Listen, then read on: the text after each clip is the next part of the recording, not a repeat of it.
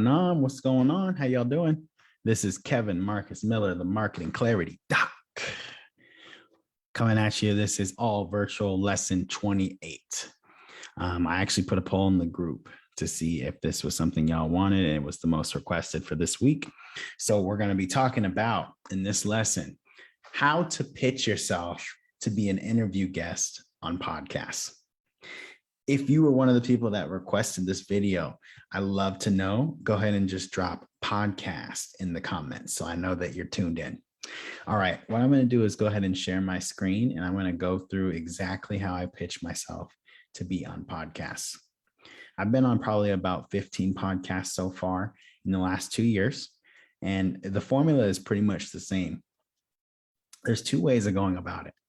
The first way is you pitching yourself, which requires no money, right? The second way is using a pitching service. The one that I prefer is called Legendary Lead Gen. I'll make sure and put this in the comments so y'all can check it out. But the way it works is that you actually pay, right, for an agent, and that agent's responsibility, you're paying for the service of them pitching you and drafting your bio and your media kit and pitching you to the appropriate podcast. So let's start with the organic way. So this is how I've gotten on most of my podcasts.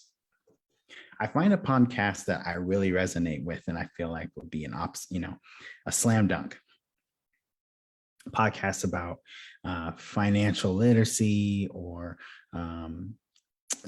things about business or marketing or Black entrepreneurship. Those are kind of the things that resonate with my personal brand as the Marketing Clarity Doc. So I find those and then I reach out directly to the person hosting the podcast. So this is the exact template I use.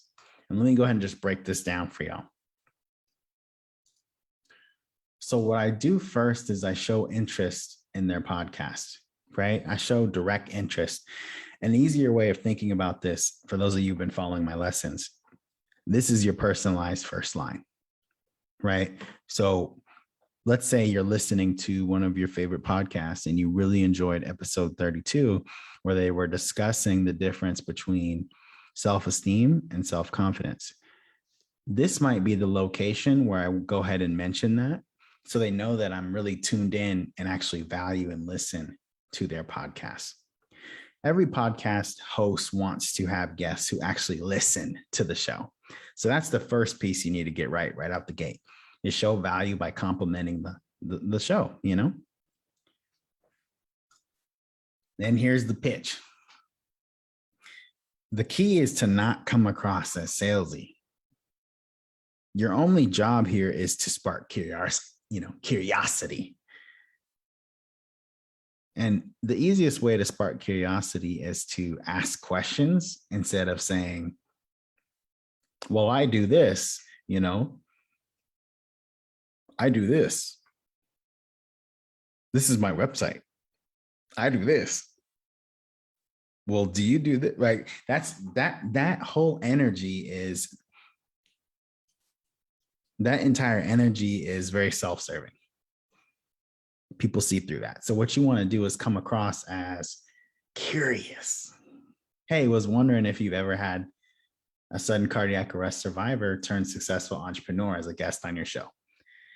That's going to get a lot more opens than me saying, hey, I've been on blank, blank, blank show.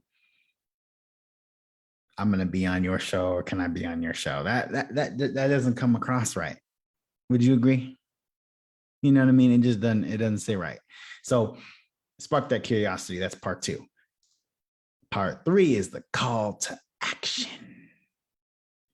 AKA the CTA. Whenever you're doing a post or, an email, you always want to have a call to action, CTA. The issue with leaving it up to the person you're contacting is they actually don't know what you want if you don't have a CTA, right? Imagine going on a date and then at the end of the date, you're just like, that was a nice night. You didn't say anything about a follow-up date or, we're going to go here. No call to action. You just said, that was a nice date. That's kind of what it's like writing an email without a call to action, right? So you got your call to action. Then you want to provide social proof. And without the social proof, this component doesn't work, right? The first couple parts of the email, the only reason they work is because I have the social proof, right? You can check out my latest interviews, my bio, my press kit, my social links.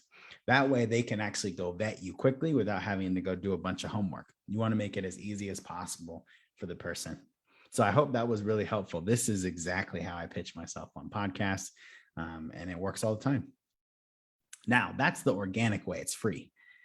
For you CEOs who do not have a lot of time, but you are willing to spend a little bit of money, right? If you're willing to spend a little bit of money and you ain't got time, here's another way. The second way is to hire yourself a podcast agent, right? And so this is a great alternative.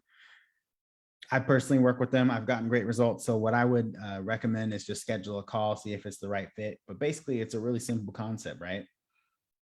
You tell them what type of shows you want to get on. They make a kit, a media kit about you. They pitch you, you pay. Simple as that, right? So this is a great podcast pitching service. We personally work with them. They're our referral partners, legendary lead gen, great guys. So I'll make sure and post that link if you want to go that route. All right. I hope this was an incredibly valuable lesson today. All virtual lesson 28, how to get on podcasts as an interview guest. And I'm going to see you next time. Yes, sir.